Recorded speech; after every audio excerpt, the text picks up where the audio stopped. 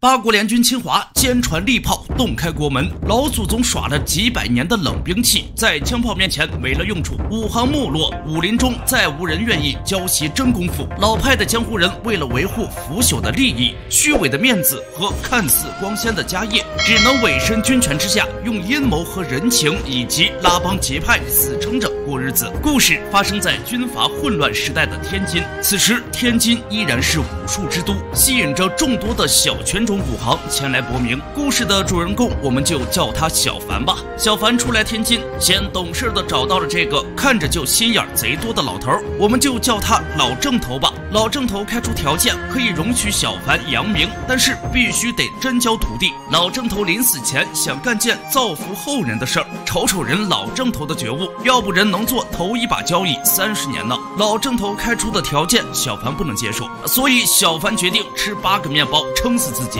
老正头看小凡这个损仔如此坚持，就又给小凡出了个主意，就是小凡找个天津本地的徒弟，教出徒弟，让徒弟去踢馆8家武馆，赢了就可以立足。要不说还得是老正头呢，事儿是徒弟干的，好人是师傅当的。小凡就这样愉快地决定了执行老正头这个计划。计划第一步就是得先给徒弟找个师娘。小凡看上了在西餐厅夸小凡饭量好的小宋，小凡高额聘礼砸下去，小宋很快给他的徒弟当起了师娘。师傅有了，师娘也有了，万事俱备，只差徒弟了。于是为了引徒弟入瓮，夫妇俩在依萍跳河的桥上演了出戏给徒弟看。徒弟果然乖乖上钩，徒弟我们就叫他小傻瓜吧。小傻瓜被小凡收拾了一顿，被成功收了编，成了小凡的徒弟。为了庆祝小傻瓜的加入，老正头和小凡达成共识，由小傻瓜踢馆8家武馆。最后天津武行请出高手，把小傻瓜逐出天津。这个高手就是老正头。老正头要光荣退休，所以小傻瓜对老正头之战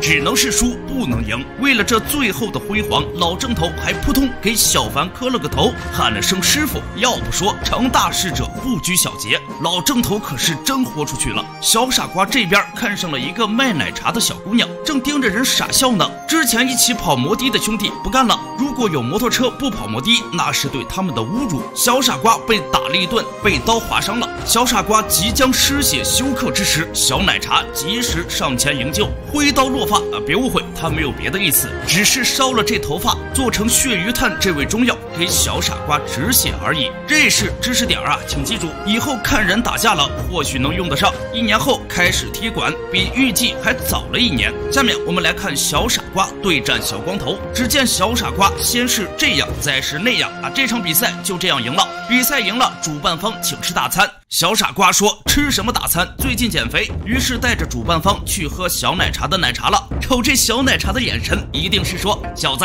好样的，今天提成姐少不了你的。此时小凡正带着小宋逛街，他想买一条狗陪他，但是小宋惊慌跑走，不小心跑到了贼窝，小宋的包让人抢了。小凡威风大显，我们可以看到整套的动作并不似印象中武打动作的炫酷华丽，反而有种拳拳到肉的真实感。或许这才是真实的武侠世界吧。一根棍子，一条板凳，大有一夫当关万夫莫开之势。当然我们需要先忽略他一边打人一边跟小宋说起他的这些年的经历。这边打赢了，夫妻俩也商量好以后的归属问题。没办法，小宋舍不得他的天津户口，小凡也得继续回去当包租公。小傻瓜赢了比赛，拿了奖金，买了螃蟹孝敬师傅师娘，顺便让师娘给他长长眼，相看相看奶茶妹。几天后，小凡来到老正头这里，老正头学习小凡刀法已有1年。所谓人老精鬼老灵，老正头虽已习得精髓，但仍不放心，害怕小凡留有后手，在与小凡的交手中下了狠手。小凡受伤，老正头这才放下心来。此刻小傻瓜又在踢馆，这个穿着高开叉旗袍的女人就是小傻瓜本次的对手。因为这个旗袍女舞蹈练得很好，所以小傻瓜一直在帮她压腿，压着压着她累了，小傻瓜就一个爱的贴贴送她回去休息了。小傻瓜连踢了7家武馆，天津武行的人终于坐不住了。这个长得像蒋雯丽的女人，就是本次武行派来的谈判专家小邹。谈判中，小凡按照剧本写的内容，演出了一个老实师傅教出叛逆徒弟的剧情，打消了小邹的顾虑。可是小宋也明白了小凡的打算，原来他和小傻瓜都是他剧本里的演员。而他是那个导演。小宋终究是不忍，去提醒了小傻瓜。无奈小傻瓜觉得片酬太高，其他行业不景气，不肯舍弃这份工作。接着小傻瓜就去踢了小邹的场子。不过小邹提前提了个要求，他要求高档场所，奶茶店消费太低，他不稀罕去。眼见天津武行颜面不保，小邹馆长不得不去找老郑头寻求帮助。老郑头提出，现在武行不愿意传授真的功夫，才导致这个局面。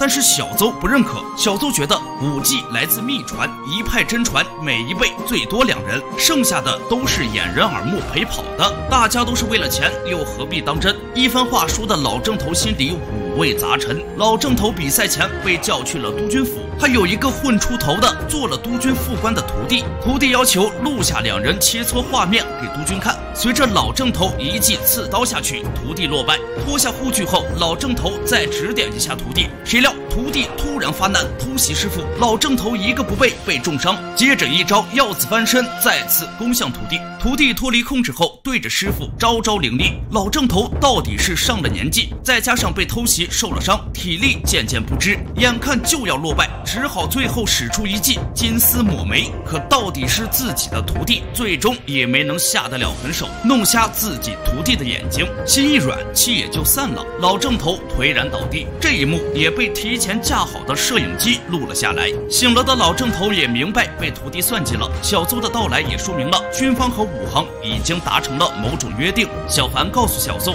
老郑头不会按照约定留守了，他终究是不舍得小傻瓜出事，决定带着小傻瓜和小宋走。小宋终究还是舍不得他的天津户口，不过一日夫妻百日恩，百日夫妻似海深，还是可以去送别他的。小凡对武行的人表明了态度，愿意带着小傻瓜离开天津，但是武行并不愿意，因为那样他们霸道的马甲就会掉落，也告诉了小凡以后武行会由军方接管。接着小凡亲眼见到小傻瓜被军方的人捅了2刀带走了，气不过的小凡暴力破门去见了老郑头。老郑头颓然的态度让小凡明白了老郑头已被逐下神坛。颓然无力的老郑头最终决定带着洋妞去巴西种可可了。此时小傻瓜被带到了郊外，被刺了2刀，算是天津武行失了颜面对他的惩罚，并且不允许再回天津。可是小傻瓜不愿意呀，跟小宋一样，天津户口多吃香呀，你让我不要我就不要了，那不能够啊。小傻瓜临死前看了一眼他的奶茶妹，带着摩的兄弟推了一把小车，最终死在了他最初的帮派里。小傻瓜死后，小凡终究是意难平。虽然一开始编写剧本的是他，但是人终究是感情动物，提前给小宋安排好了退路，他决意按照自己的心意走。在武馆开馆当天，小凡杀了副官，为徒弟报了仇，也一人独挑了整个天津武行，并成功逃脱。故事的结尾，小凡一人踏上离去的，